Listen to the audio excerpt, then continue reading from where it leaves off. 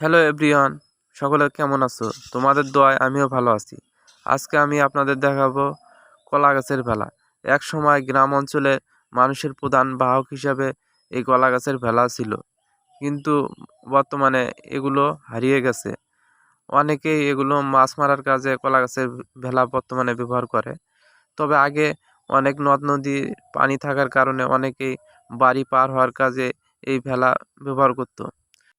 আমাদের শৈশবে আমরা কলা গাছের ভেলা দিয়ে খেলাধুলা করতাম, মাছ ধরতাম, এক জায়গায় থেকে আরেক জায়গায় যেতাম। কিন্তু বর্তমানে নদীও নেই, আর কলা গাছের ভেলাও দেখা যায় না। কারণ কারণ মানুষ কর্মব্যস্ত হয়ে পড়েছে।